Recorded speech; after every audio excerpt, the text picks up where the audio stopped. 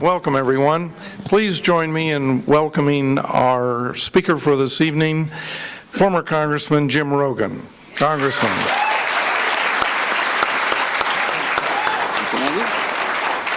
Thank you, sir.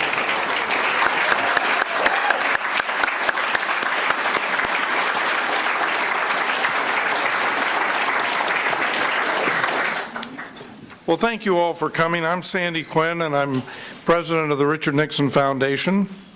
And it's my honor to not only welcome the congressman here, but to thank all of you for coming. And those of you who come frequently, I thank you even more. I want to welcome Congressman Rogan's lovely wife, Chris. Chris, would you please stand? And a colleague of Congressman Rogan, Judge John Fish. Where is Judge Fish? Right there. Thank you. I want to take this opportunity to make a couple of commercials for our upcoming speakers and tell you that Margaret Hoover, the great-granddaughter of President Hoover, will be here on July 28th at 7 o'clock. And she has a new book, and I hope you'll come for that. She's a television personality and very accomplished in her own right, and has written a terrific book about conservative politics. Also, throughout the summer, for those of you who have kids and grandchildren, we have a terrific program. This is our third year of what's called Meet the Presidents. And it's a series of presidential impersonators who are educators, historians, and they come here and talk to youngsters about the life and times of their respective presidency.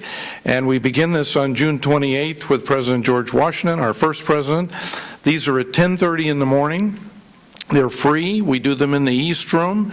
The kids all sit on the floor in front, and the parents are in the back. And they get to talk with the president and ask questions, and then they line up and take pictures with the president, and then they get to do coloring of the president's birthplace and pets and family and the White House. And then there's the topper. We give them free punch and cookies. That's why they come. I know that's why they come. We also have a series that we've been doing for 2 years called the Nixon Legacy Forums. I'm head of the foundation, and the foundation's role is to communicate and illuminate the achievements, the accomplishments, the vision of the 37th president. And we've been doing that very successfully through a series of Nixon Legacy Forums. We've had them all over the country. We had one April 18th at George Washington University, where we had messaging for 37, and that featured speechwriters that worked with the president in the Oval Office. We have them almost every month, and they've been very well attended. We've done them in Washington and here. We've done them at USC. We've done them at Chapman University. And the next one we have is May 27th. RN is Cold War strategist, followed June 13th, and that's in Washington at the Navy Memorial Hall.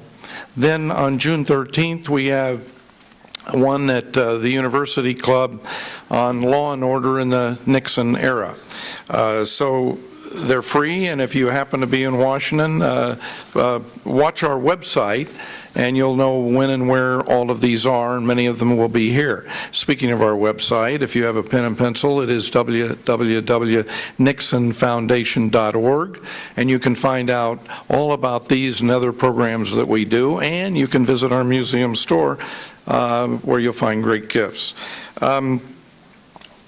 You're here because you know Jim Rogan and you admire what he's done, and you know something about his background. If you want to do early background, you have to read the book Rough Edges, which I think many of you probably have. We premiered it here when it first came out. It's about his life from welfare to Washington. And it's fascinating because he has endured a tough life, which he all of a sudden said, this isn't for me. and picked himself up and dusted himself off and went on to be very successful in public service. He's a good friend of ours. He first met Richard Nixon because he has an obsession with presidential and political memorabilia. And I'm not kidding, it's an obsession.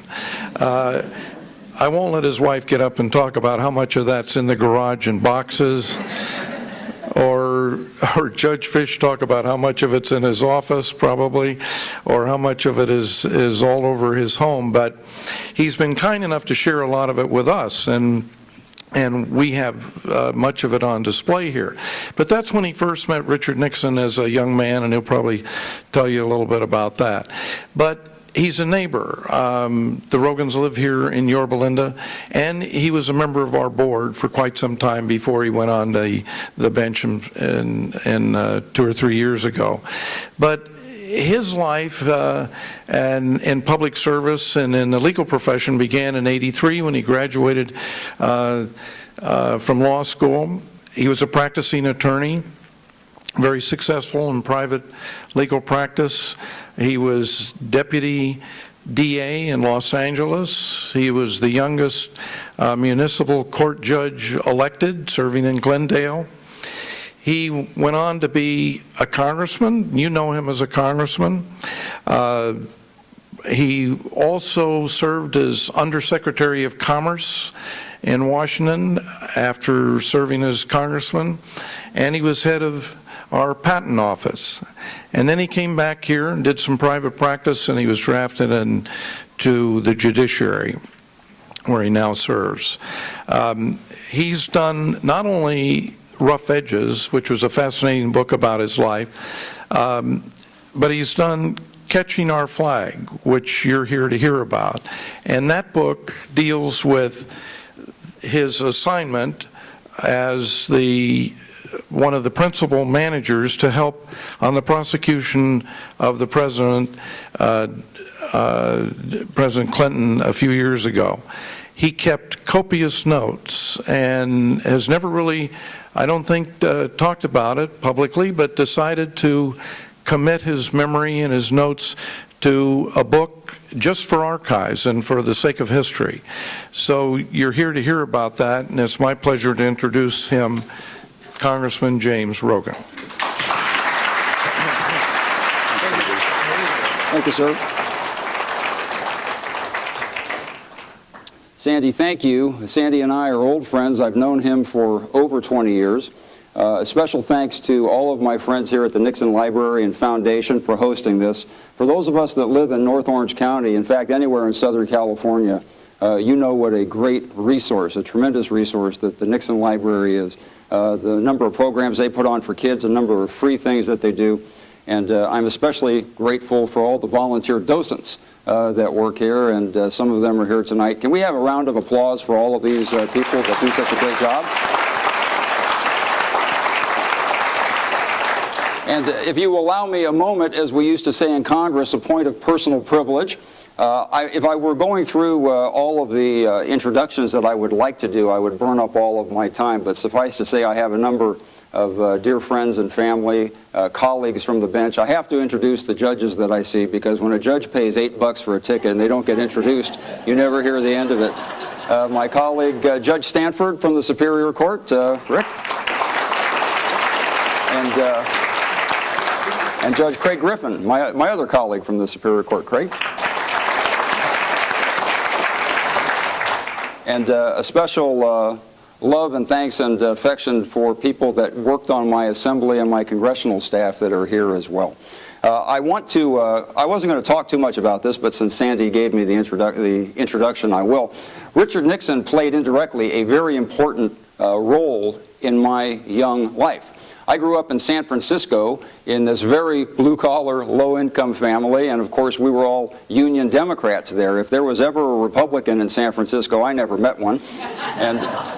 But I was this total political junkie. I loved history, government, and politics. And so in 1972, when President Nixon was running for re-election, I was only 14 years old. And I get this thing in the mail that says, we have this group called Young Voters for the President. And if you are between the ages of 18 and 40, that was young. You can pay for $240. We will put you on a charter plane. We'll fly you to Miami Beach for the Republican National Convention. Hotel, food, everything paid for, and you can get into the convention. And I had $240 saved up from side jobs. I was 14. I learned at a very early age it's far better to ask forgiveness than ask permission. So I walked down to the local 7-Eleven. I got a money order for $240. I sent it in. And when my mom came home later, I said, here's the thing. I'm going to Miami Beach by myself for a week. I said, I'm 14. I'm going to get on this airplane. I'm going to fly to Miami from California. I'm going to spend a whole week there and then probably come home at the end of the week. And my mother said, you're 14. You can't do that. You can't go 3,000 miles away all by yourself with no parental supervision. And I said, Mom, I'm going to be with 20,000 Republicans. How much trouble can I get into? And she said, you're right, you can go. So I had this impression, I must be honest, I had this impression of Republicans. Stiff, staid, no fun, and I thought this is really going to just be 20,000 boring people. I'm going to get on this plane, but I will have a chance to go collect lots and lots of political memorabilia for my collection. So I take this plane down to LAX where they have this holding area. Then at midnight, they put us on a charter plane, and it's just filled up with young voters for the president. I had never been on a charter plane before. I learned that when you get on a charter plane of 18 to 40-year-olds, there is no waiting for the pilot to say, we are now at our cruising altitude, you can get out of your seats.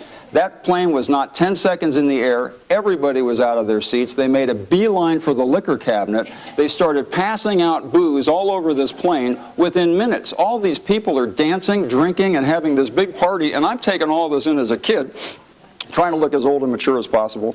The only person who wasn't that way was my seatmate. This woman, I'm going to put her at about 28 or so. She was sitting with me, and she was right out of Central Casting if you were looking for school marm. Hair in a bun, very, buttoned up and everything. But somebody offered her a glass of wine, and she took it, and then another, and another. And as we're flying for hours, she started complaining, it's getting really hot on this airplane. The bun came out of her hair, and the buttons started getting unbuttoned, and I'm going to guess we were somewhere over Salina, Kansas, when she's looking at me after about 12 drinks, and she said, you're a really nice guy. You seem like you're easy to talk to. Can I tell you a secret? I said, sure. She said, I have a personality disorder.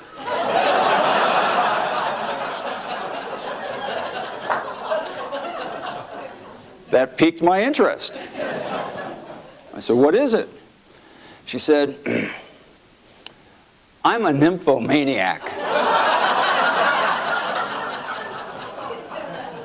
Now, I must tell you, as one who was educated in the public schools of the San Francisco Bay Area, I did not know much geometry, but I knew what that meant.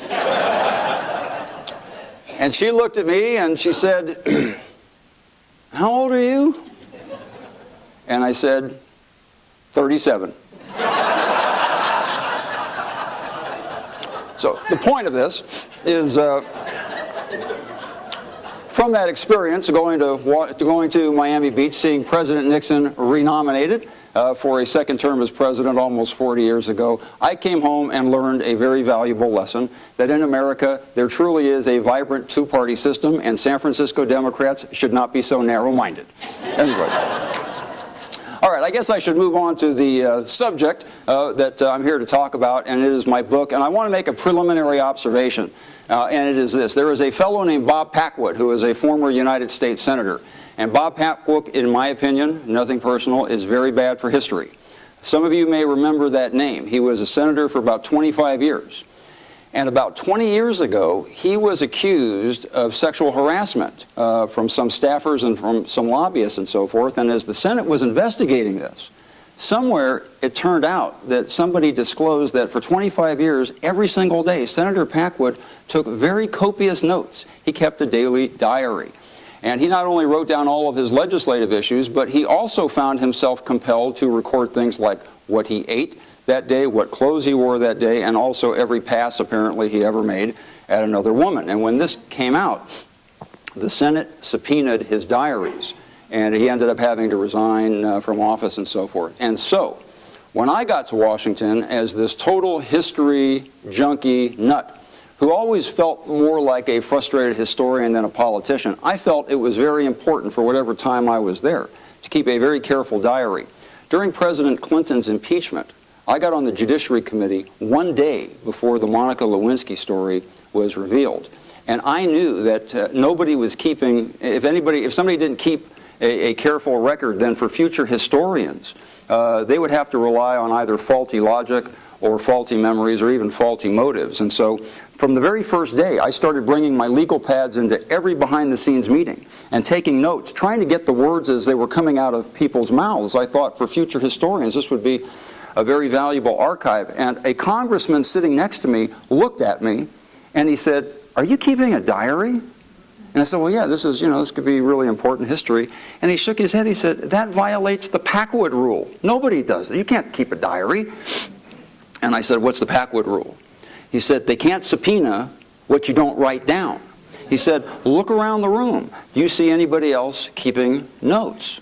And I looked around. Other than an occasional doodle or something, I didn't see anybody else doing it. And I said, "Well, it's interesting, but I think this is important." And I kept writing. And he looked at me and he said, "Dumbass." That was his impression. But I felt that this would be a very, very important archive. So the question is, why publish this now? Why not do it 11 or 12 years ago? I had a number of people waiving publishing contracts. Everybody knew I was keeping a diary after a while. It was not a secret, and people seemed to not care after a while. It just became like sort of background noise. But after President Clinton's impeachment 12 years ago, I had a bunch of publishers say, "This would be a great book," and so forth, and I refused to write the book. I did not feel that was the time to write the book. I didn't want to write a book while I was still in Congress, while I might be tempted to color my participation or try to appease an angry electorate back home. And I also thought, in fairness to President Clinton and to everybody involved, that I should wait at least 10 years to let passions cool and to try to be far more objective. And so that's why I've waited all this time. In fact, when I was defeated for re-election right after the Clinton impeachment, as a result of the Clinton impeachment, the first guy to take me out to lunch, and probably knew I needed a free lunch, was Speaker Newt Gingrich. And Newt took me to lunch, and he started planning my life for me during the lunch. And he started writing down, "You need to write several books, but impeachment is not your first book. Your first book should be the one that Sandy told you about, Rough Edges." He said, "Impeachment, you want to wait a while." And so I took his advice. And quite frankly, the reason I wrote the first book, Rough Edges, which talked about how I got to Washington, is because Newt encouraged me. He said he thought it would be very inspirational. And the book actually sold out. It developed a cult following. I still get people sending it to me 8 years later to sign it, which is very gratifying, although I tend to find that they're borrowed copies, so I'm not getting royalties from it anymore. But just the premise of the book is important to this story, because my mom was not the traditional mother of a future congressman. She was a single mom on welfare and food stamps, raising 4 kids. She was a convicted felon. She had been in and out of jail. And I dropped out of high school in the 10th grade. I went to work to help support the family and so forth. I was running with a really bad crowd. We were getting in trouble, doing break-ins, stealing cars, all of these things.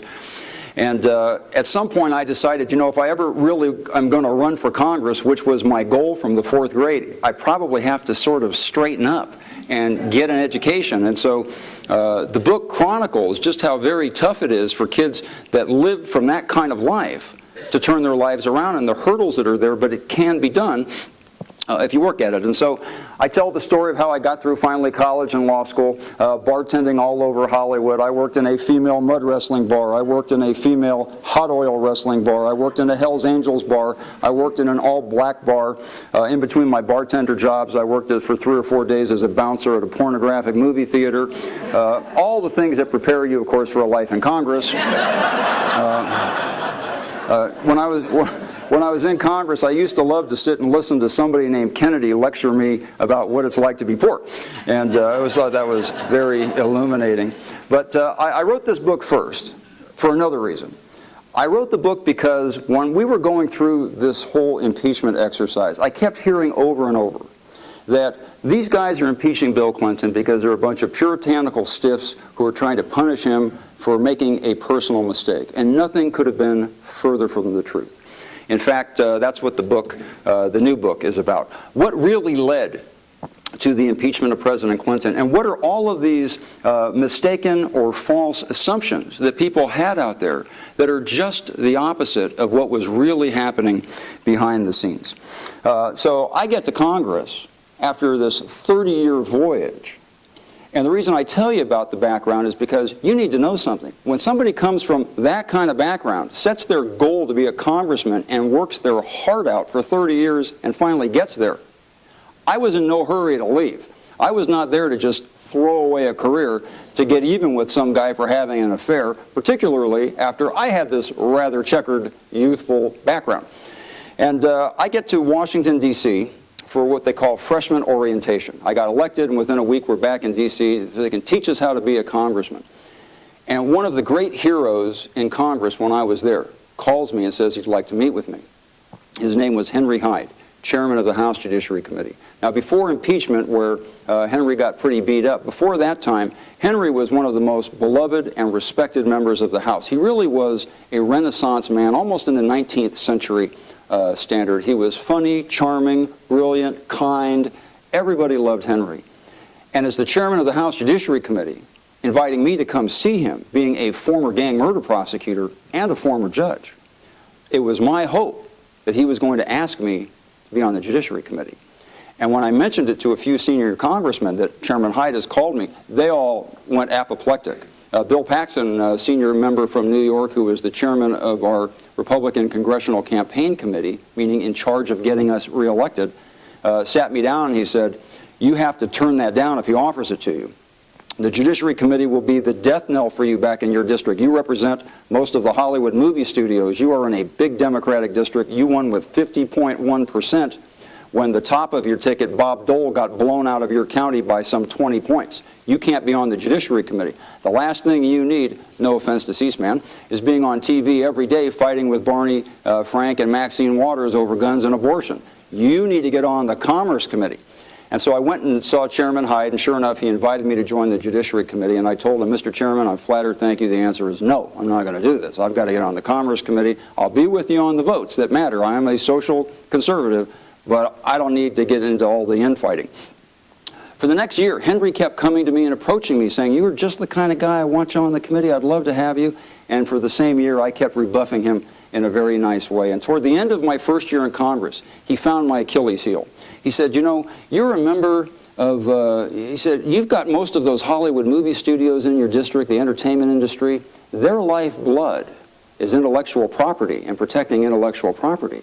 He said, "We have an intellectual property subcommittee on the Judiciary Committee. That would be really good for your district if you could be back there protecting their economic interests, wouldn't it?" And I said, "Well, it would." He said, "Okay, we have no openings, but we'll have an opening in about a year and a half when we get the next Congress in, and you're my guy for the next opening." And so we cut the deal. In a year and a half, I'll come on the Judiciary Committee. A couple of months after that, my beloved dear friend, Sonny Bono, who was just one of the most gracious, funny, witty guys I've ever known in my life, got killed in a skiing accident. And I have to just say a word about Sonny. I loved him dearly. We became very fast friends. He knew my background, and he loved it, because he had kind of a similar story. In fact, I remember sitting with him one night, late at night, on the floor of the House of Representatives. And Sonny, it was about 2 or 3 in the morning, and I'm trying to fall asleep in my seat. We were there for some meaningless series of votes, but Sonny just couldn't get enough of the fact that he was a congressman. He really, to his dying day, he was just in awe of the institution. He demonstrated more of it than maybe I should have that night, because I'm falling asleep next to him, and he's looking around the chamber, and he's telling me, "Jimmy, can you believe, look at this, Lincoln served here." And I'm like, "Yeah, Lincoln served here." "And Webster, Daniel Webster served here." "Yeah, Webster." "And John F. Kennedy," and he starts naming all of these people, and I guess I'm just blowing him off, and I'm not showing enough reverence. And he elbows me, and he said, "You ought to be ashamed of yourself." He said, "Look at you. You used to be a bartender on the Sunset Strip." He said, "I used to drive a meat truck on the Sunset Strip. We're both here. were members of Congress. And he's looking around and he said, "Do you ever just stop and wonder how we ever got here?" And by this time I've had enough of him chattering. And I looked at him, I said, "Sonny, I look around every day and I wonder how you got here." I know how I got here. I went to law school. I'm still trying to figure you out. Anyway, a few months after I had that conversation with Chairman Hyde, on January 5th, 1998, Sonny was killed tragically in a skiing accident. And I tell you these dates for a reason, to show you how fate sometimes works. On January 9th, I went to Palm Springs for his funeral. And they had all of us sitting in a little side chapel waiting for the service to start. And I'm in there with Cher and former President Ford and all of these dignitaries. And who comes and sits next to me but Henry Hyde, Chairman Hyde, who also loved Sonny. And Henry was a big, I think Irish, very emotional, sentimental is really the word, sentimental guy. And as we're talking about Sonny, I'll never forget, Henry's sitting next to me and he just starts crying. And I'm watching one of my heroes crying in front of me, and it's choking me up. And I'm a tough guy. I was raised by my grandfather, a longshoreman. I'm not one of these, cry in public kind of guys. But Henry's killing me. And he pulls out his handkerchief, and he just starts crying. And he's blubbering, and he's wiping his eyes. And now I'm doing the same thing. And I'm telling him to stop. And he said, "I can't stop." And he's crying, and he's crying. And while he's crying, he says this to me. He says, "Jim, Sonny was on the Judiciary Committee."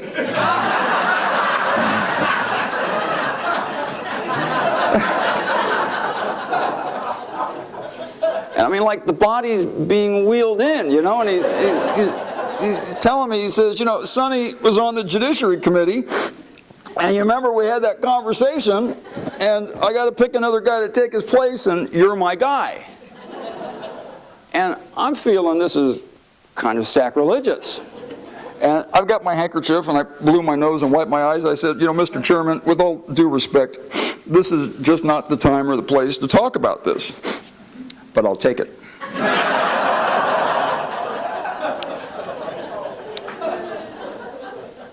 There was a problem.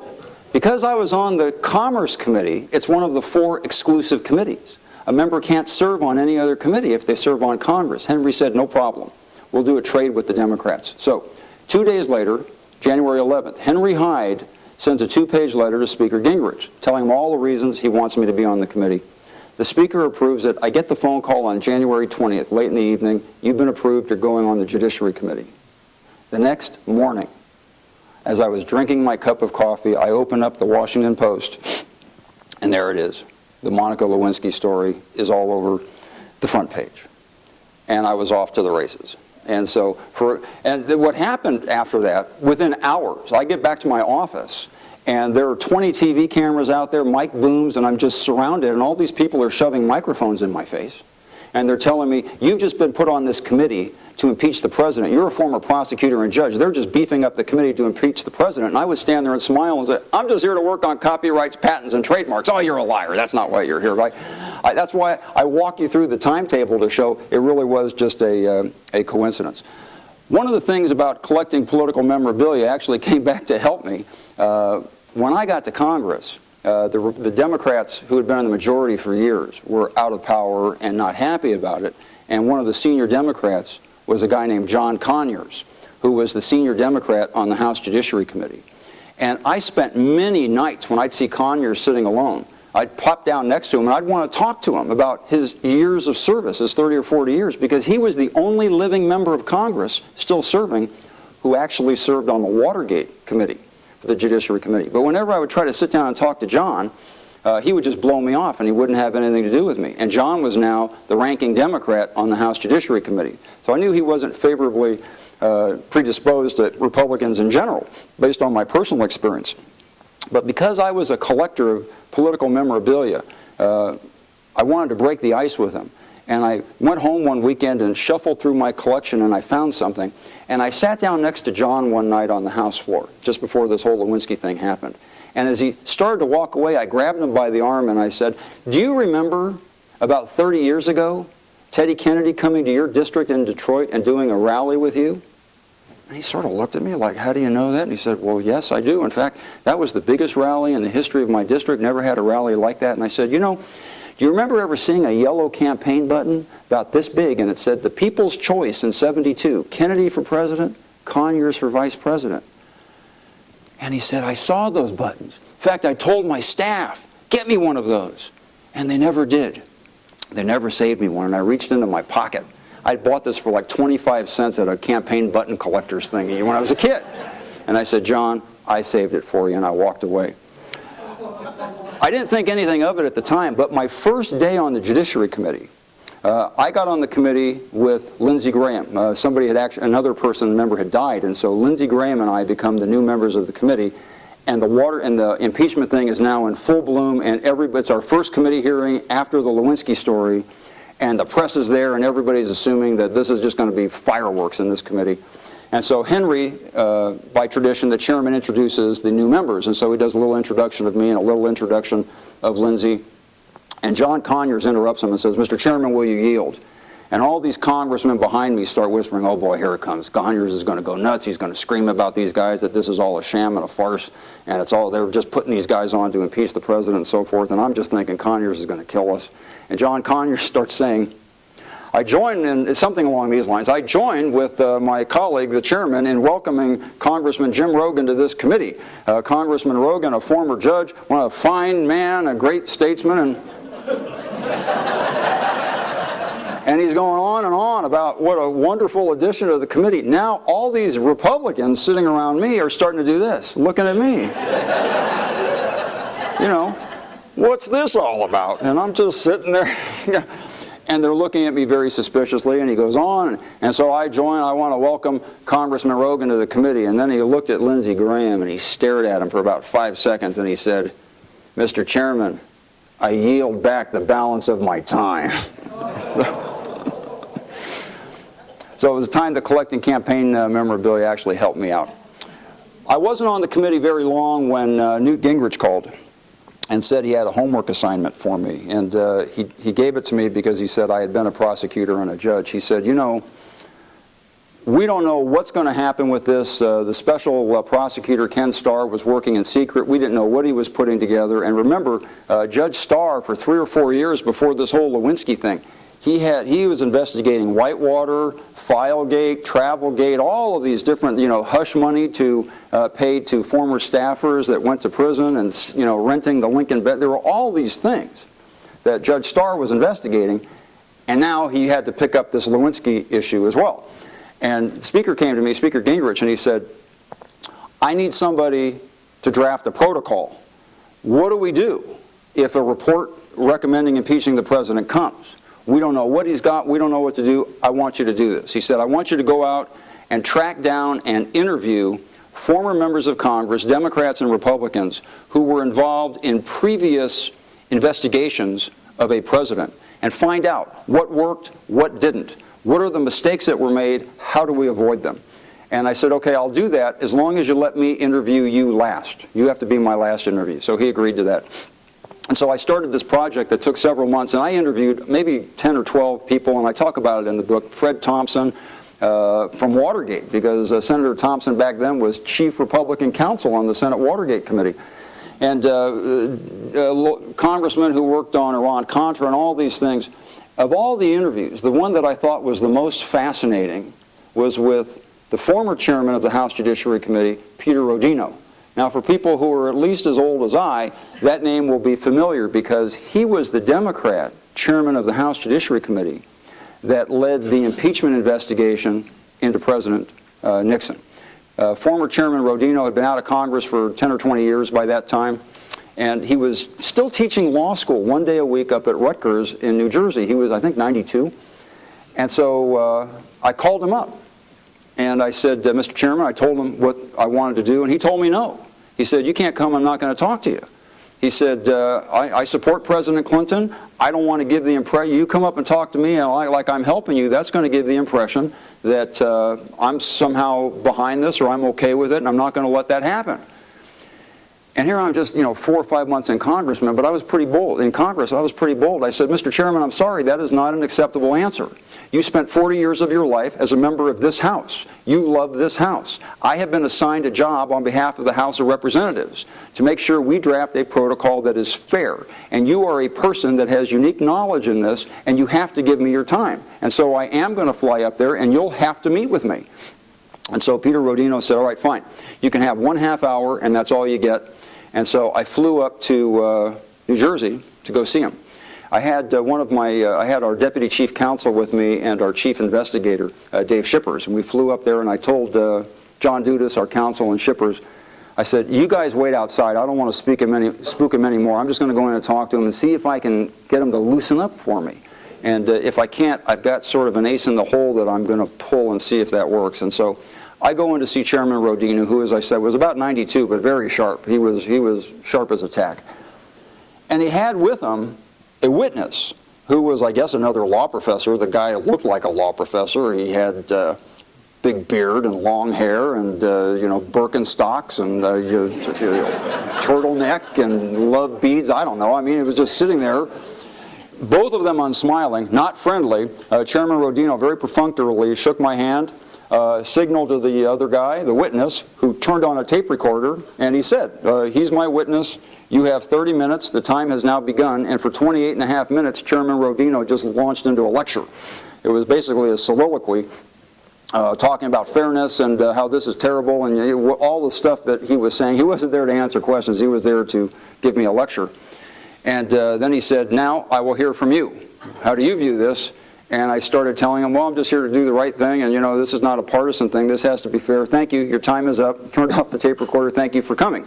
And he stood up and shook my hand, and the other guy stood up, and I thought, okay, it's time to pull out the atomic bomb.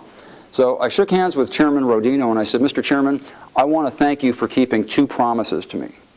He said, what are the 2 promises? I said, well, promise number 1, you told me you'd give me a ½ hour of your time, and you did that. Promise number 2 is this, and I reached into my coat pocket and I handed him a piece of paper. When I was 17, I made my very first trip to Washington, D.C., and it was about a year after Watergate.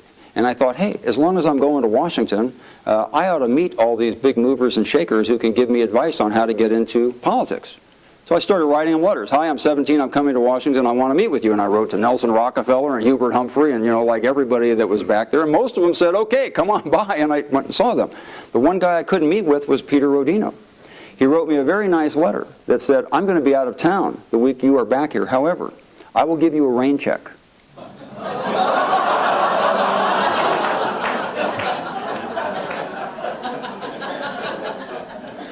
I handed him the letter, and I said, I just want to thank you for keeping your promise and giving me the rain check. And Rodino looked at that letter, and he looked up at me, and he said something like, you're this kid?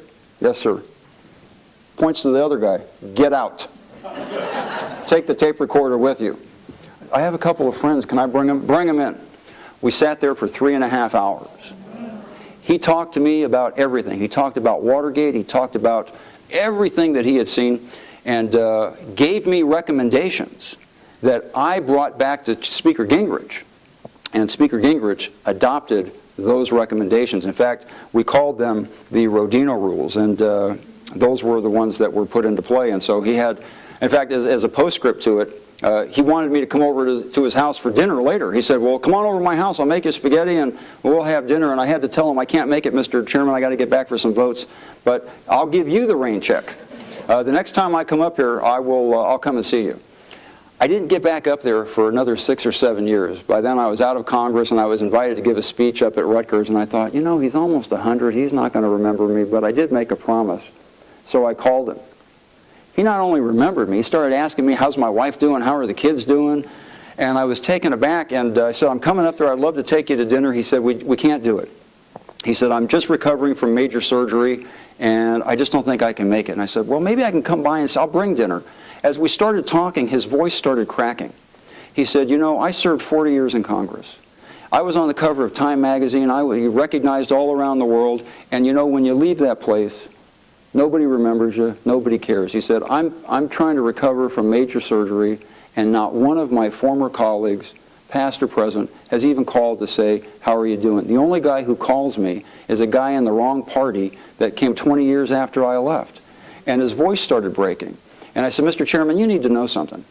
I said, what you went through set a protocol and a standard that 25 years later, when another president faced impeachment, and a Republican Congress was doing it, we adopted your rules. That became the template that we used. That's not a bad legacy for a tenement kid from New Jersey. And he perked up and he said, okay, I think actually we can go out to dinner, come on over.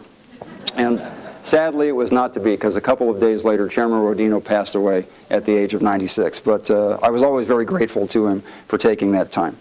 I want to leave time for questions, and this book has hundreds, if not thousands, of vignettes, but I'll just leave you with a couple quick ones. President obviously ends up getting impeached, and we go over to the Senate. And to say that we were unwanted when we get there would be a euphemism.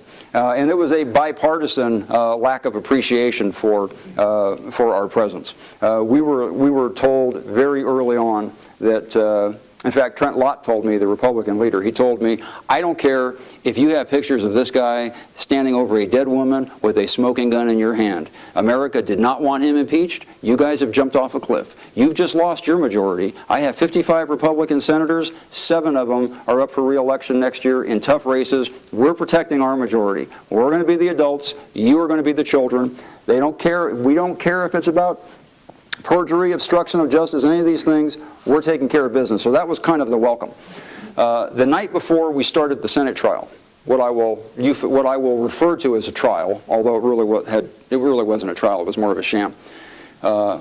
Lott asked a group of us to meet with a bipartisan group of senators, 3 Democrats and 3 Republicans. Henry Hyde called me and said, will you come over and do this meeting with me and a couple of other fellows? And so we went over there. And we sat in this, we were supposed to meet in Lott's conference room, and one of them said, we'll be more comfortable in this committee hearing room, so come with us. And they lead us down the hallway, and these 6 senators take seats in way up here in the committee, and they have us sit way down below them, so we're kind of in the Circus Maximus, you know, and all that we were missing were the lions. And we spend the next 2 or 3 hours listening to them basically tell us, we don't care what your evidence is, we're not, you know, you shouldn't have brought this here, we're going to kill this case, and you're going to live to rue the day. And everybody else is talking, and they're just blowing us off. And Henry looked at me like, say something, and so I tried to make a pitch. And I said, Senators, I have to tell you something. I said, tomorrow, for only the 2nd time in American history, the Chief Justice of the United States is going to leave his court, is going to come into your chamber, and is going to administer an oath to 100 United States senators to do impartial justice. Tomorrow, when the Chief gives you that oath, in 20,000 courthouses around the country, judges are going to be administering the exact same oath to untold thousands of jurors. And if they can't take the oath, and if they won't take the oath, they can't sit as jurors. When I think about tomorrow, how many single moms working at Starbucks, how many roofers, how many people working in gas stations, how many unemployed people who would rather be somewhere else and do something else, will take that oath, and will take that oath seriously. As an American citizen, I have to believe that when 100 members of the greatest deliberative body on the face of the planet take that oath, there's going to be the same degree of seriousness that I've seen jurors take it my whole professional life. And there was a silence in the room. And these 6 senators looked at each other, and they looked at me, and then they laughed at me. And that was our welcome to the United States Senate. We went through the trial. We knew it was a losing proposition. Why impeach a president when 75% of the American people are opposed to it?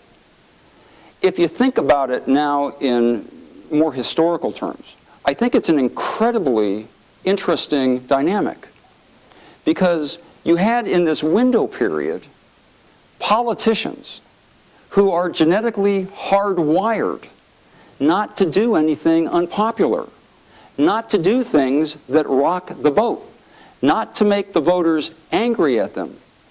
suddenly went from a position of wanting to protect themselves to realizing that there was an important principle of law that required defending.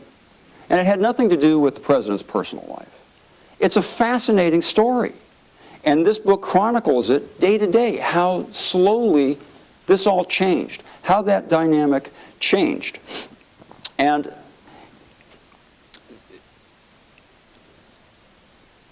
the ultimate question is, why do it?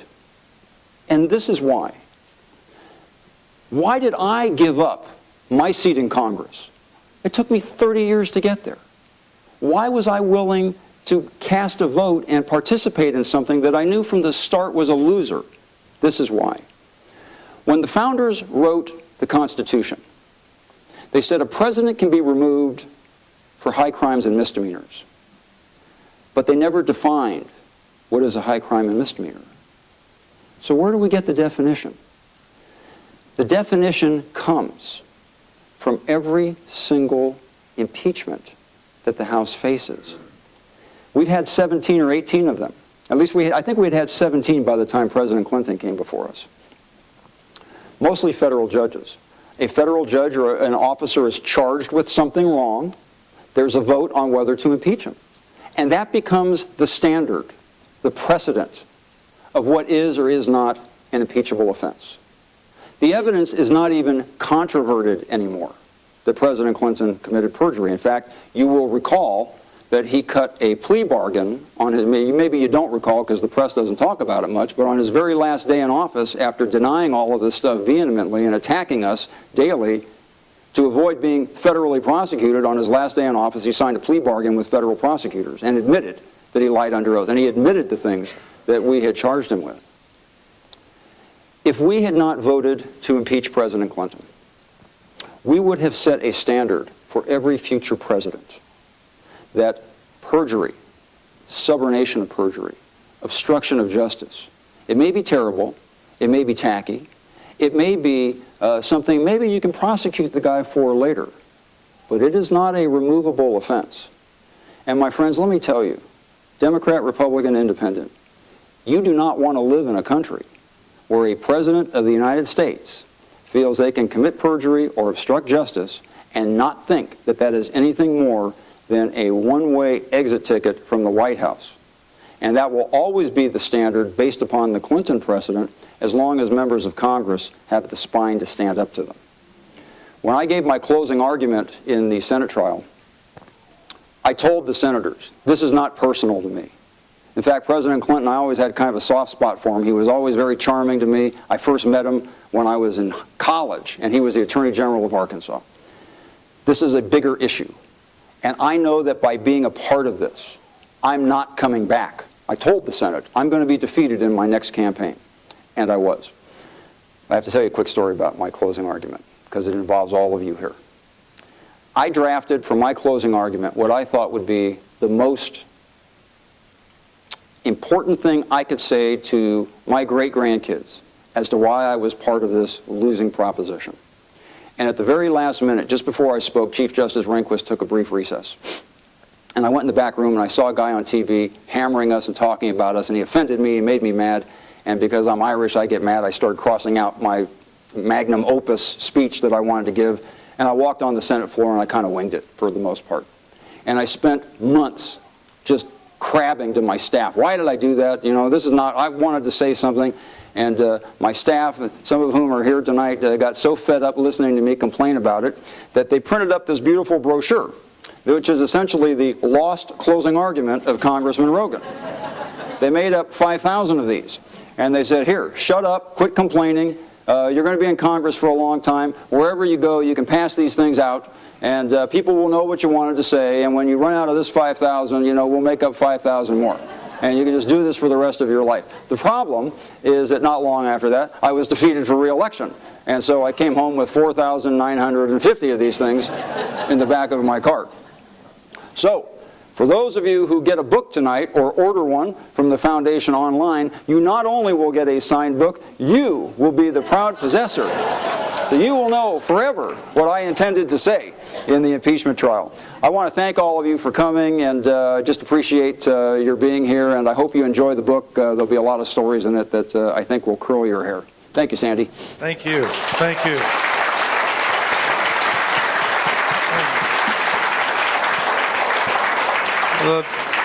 The Congressman has agreed to answer some questions, so I will come to you with this microphone and ask you to stand if anybody has any. Do I see any?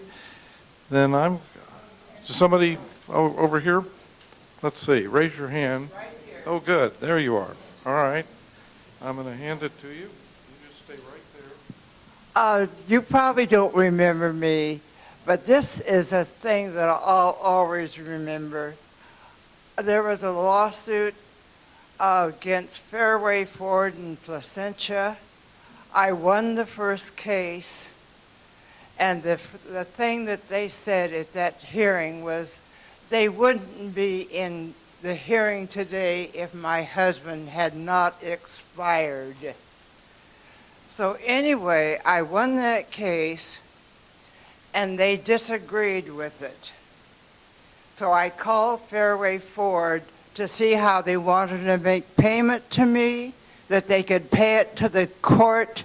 The court could indeed pay me. They said, "We'll see you in court."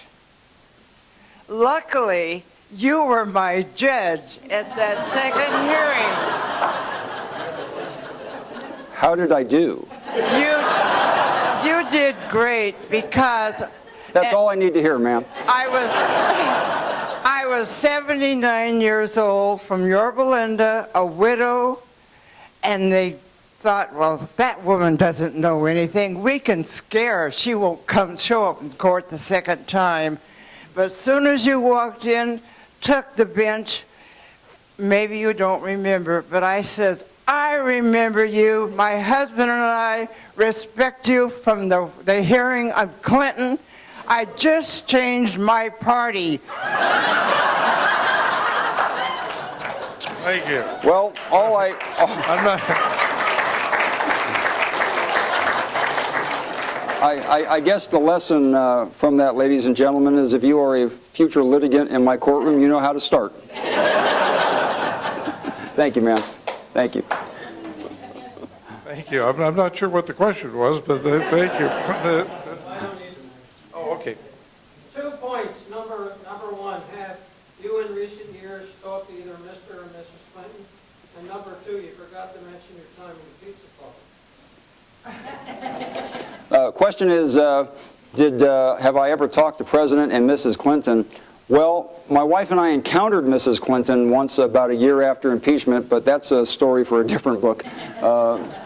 President Clinton and I actually, after both of us left Washington, for a period of a few years, had a very private but very cordial correspondence. And that ended during Mrs. Clinton's campaign because some reporter called and said, "I hear you two write back and forth." Well, that's true. And he said, "I'd like to see the notes." And I said, "No, you can't see them." And then somebody in Mrs. Clinton's campaign started vehemently denying. President Clinton would never write to him and so forth. And I think it must have embarrassed the fact. I think somebody got embarrassed that he and I were corresponding, so I haven't heard from him since. But there was a period where two old warriors were at least in touch. I asked Newt Gingrich about that once. And he told me, he'll call me sometimes at 2 o'clock in the morning and want to talk about old times. He said, "I think he's like me. He misses the war." And I don't know if that's true. President Clinton, if you are listening, feel free to write, and I will answer. It'd be nice to hear from you again. I hope you didn't hate the book too much.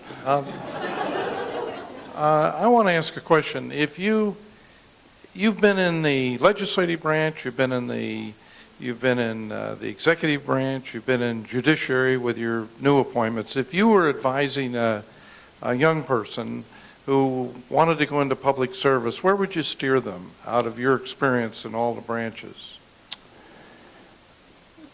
I would give them the same advice that Attorney General of Arkansas, Bill Clinton, gave me in 1978 when I met him. I was a young Democrat, and I was back for a conference.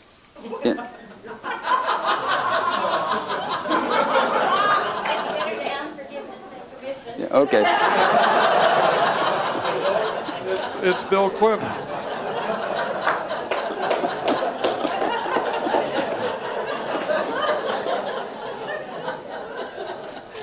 She's don't been to think she enough had of a- my speeches. She knows how to make a dramatic exit, doesn't she?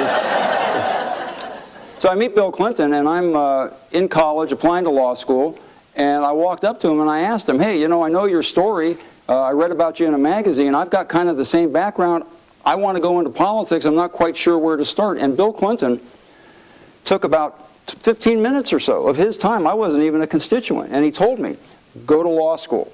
He said, if you're going to be involved in the legislative process in any way, it involves writing law. Who better to know about the legal process than a lawyer? He said, from a practical perspective also, you have something to fall back on if your political desires don't fall through. And one of the great ironies of that meeting is that it was 20 years, not just to the very day, but to almost that hour that I was sitting in the House Judiciary Committee casting a vote on articles of impeachment against President Clinton. So here, 20 years later, our paths intersected in a way that neither of us could have ever imagined. But the advice he gave me was first appreciated, second never forgotten, and it proved to be very good advice. Thank you, everybody.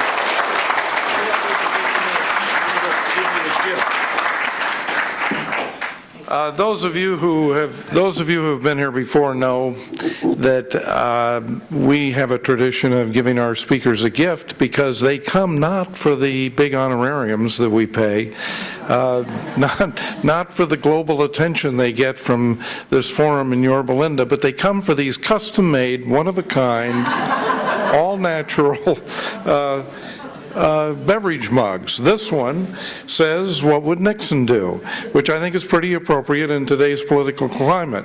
But I'm going to present it to you. It's numbered, and it's not autographed, but these, coincidentally, are available in our gift shop. I wanted to mention that. And they're also available at nixonfoundation.org. Now, I know you're eager to get your book signed, and the Congressman is going to accompany me to the lobby, where he'll be glad to meet and greet you and sign your books. Thank you for coming. Please come back.